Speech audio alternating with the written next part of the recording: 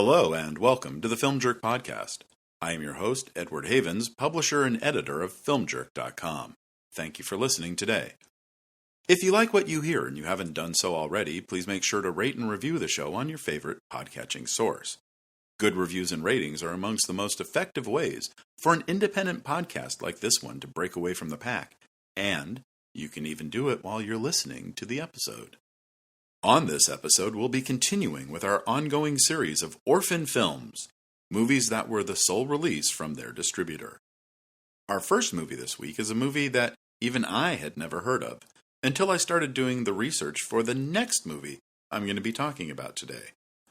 While I was verifying what I remember about that movie from its release in 1986, I discovered I was right and wrong about who distributed it, but happily discovered this film, which was produced by the same company as the other film, and happened to also be the only film distributed by the company who put it out into theaters, which in this case was the company that produced it.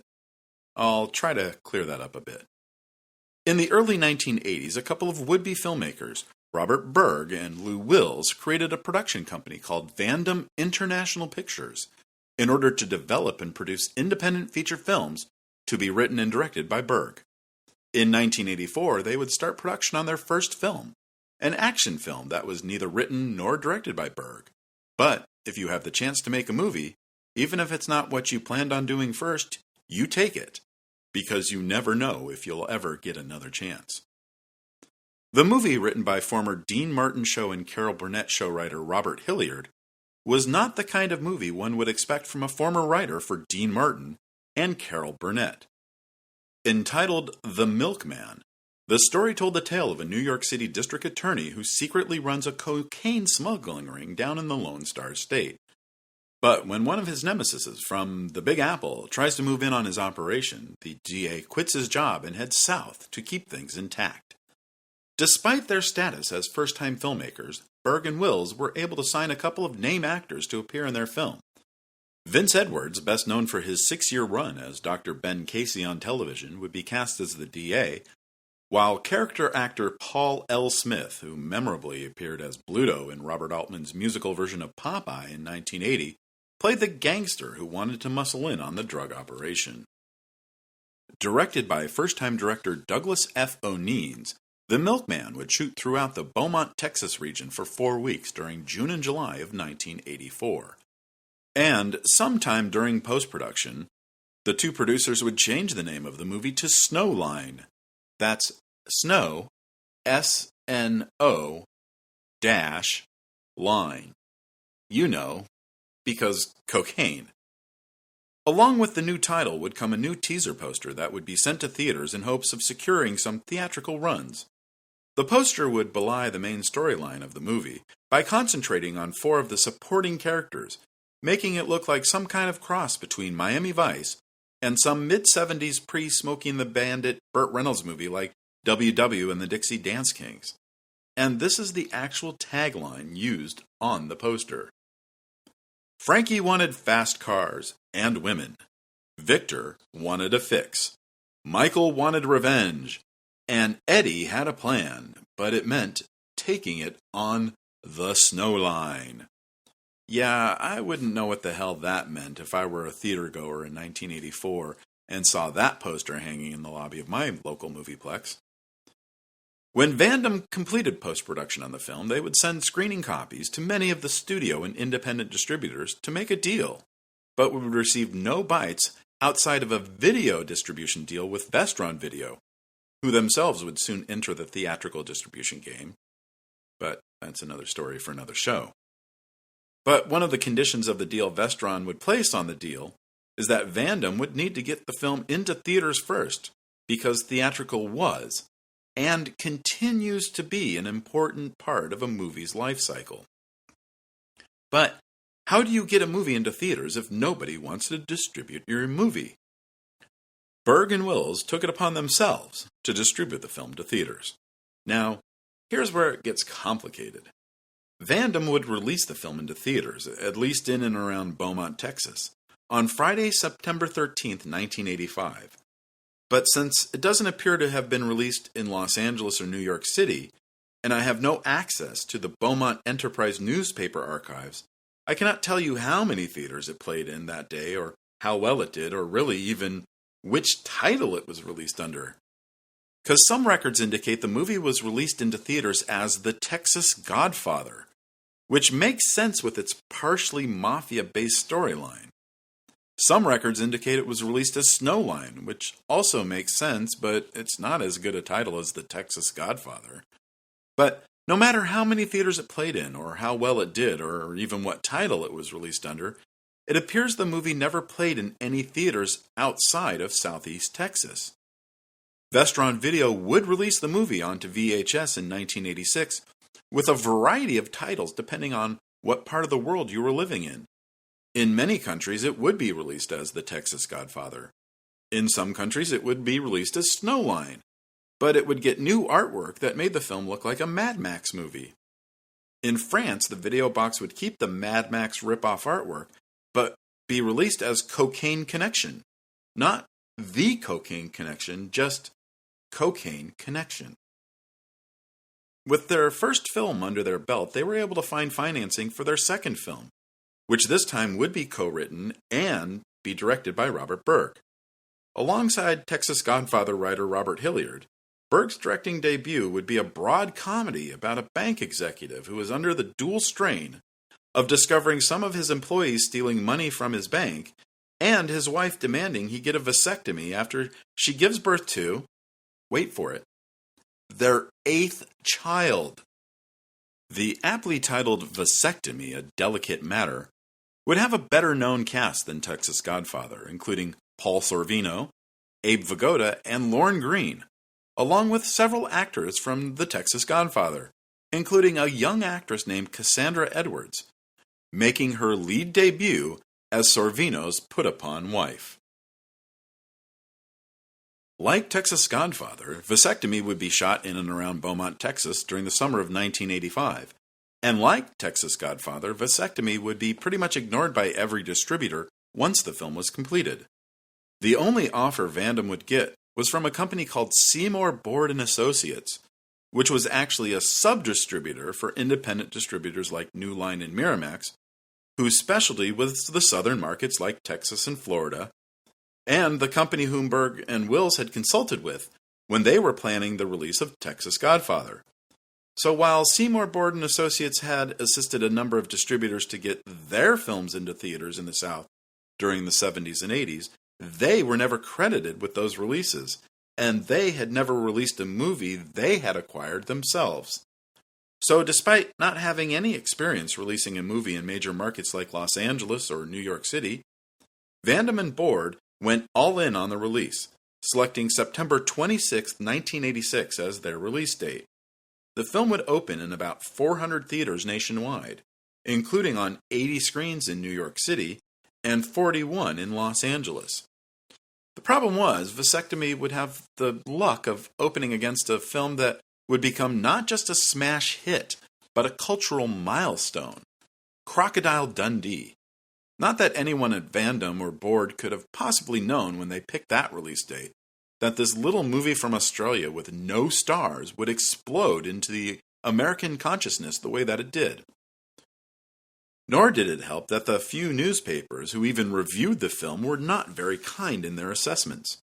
Critic Janet Maslin of the New York Times, usually rather verbose with her reviews, devoted a mere 199 words to her very negative critique of the movie. Kevin Thomas of the Los Angeles Times would devote a bit more space to his review, but the assessment would be similar to Maslin's, calling the endeavor very depressing. The film would be out of theaters after only 2 weeks, with a gross of less than $500,000.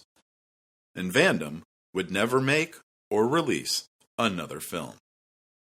Paul Sorvino's career would get a major boost in 2000 when Martin Scorsese cast the actor in Goodfellas, and his visage adorned many of the advertising materials for the film, alongside Robert De Niro and Joe Pesci and Ray Liotta. Cassandra Edwards would leave acting after only one more role, as a colleague of Vince Edwards' Dr. Ben Casey in a 1988 TV movie pilot for a proposed updated series. That show would not get picked up. And for Lorne Greene, the star of Bonanza and Battlestar Galactica, Vasectomy would be his final appearance on screen. He would pass away less than a year after the movie was released. Both Vandom International Films' Texas Godfather and Vasectomy: A Delicate Matter have been unavailable for home viewing in any form since their VHS releases more than 30 years ago. You can find a Japanese subtitled copy of a Texas Godfather VHS tape on YouTube under the Snowline title, but Vasectomy is nearly impossible to find anywhere. Our third film today, like Texas Godfather, is one that was known by multiple titles.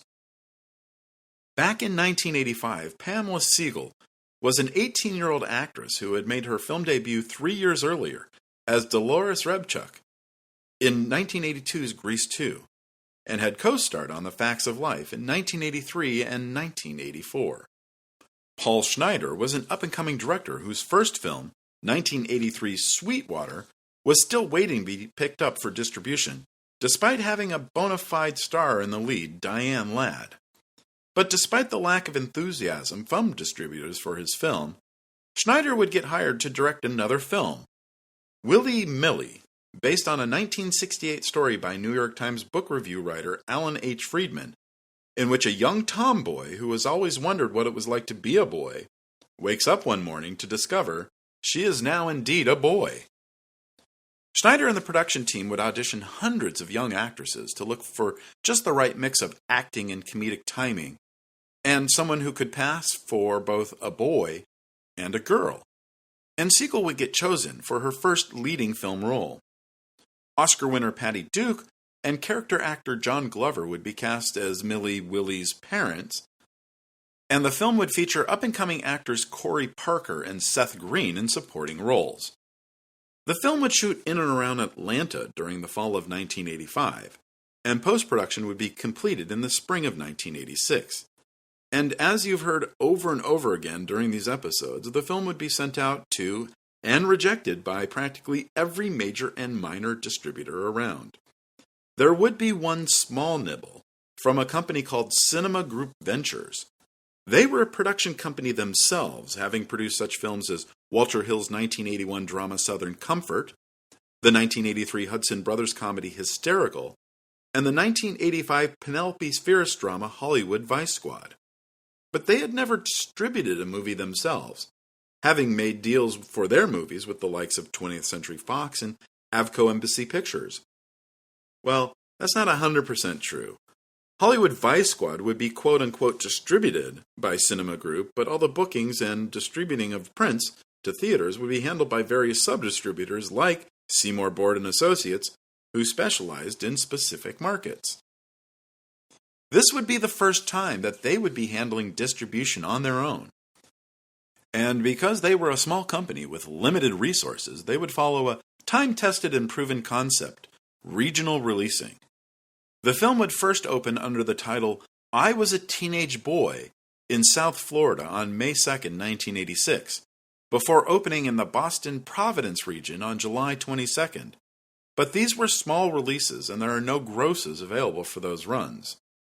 Cinema Group would decide to give the film a moderate nationwide push into theaters on November 14, 1986, which happened to be my 19th birthday, opening it under the title Something Special in 182 theaters that weekend. It would gross $214,000 in its first 3 days, good enough for 18th place on the box office charts, with its per-screen average of $1,175 putting it far behind the other movies that happened to open that week, including a 30-screen Indiana regional release of the Gene Hackman drama Hoosiers, the Wesley Snipes drama Streets of Gold, and Every Time We Say Goodbye, the forgotten Israeli-made film that featured Tom Hanks in a dramatic role for the first time in his career. To Cinema Group's credit, though, despite the relative failure of that first moderate release push, they would keep giving the film more playdates. While the film would never open in New York City, they would give it a 28-theater opening in Los Angeles on April 3, 1987, but it would be too little too late. In the end, the final reported gross for Willy / I Was a Teenage Boy / Something Special would be just over $277,000. Pamela Siegel would struggle as an actress throughout her 20s until she found a measure of success as a voiceover actor in animated shows and video games in the late 1990s. Today, you know her under her married name, Pamela Adlon, the co-creator, main writer, and star of the groundbreaking FX series Better Things, based mostly on her own life as an actress and divorced mother of 3 girls, trying to keep everything afloat in the crazy world of Hollywood.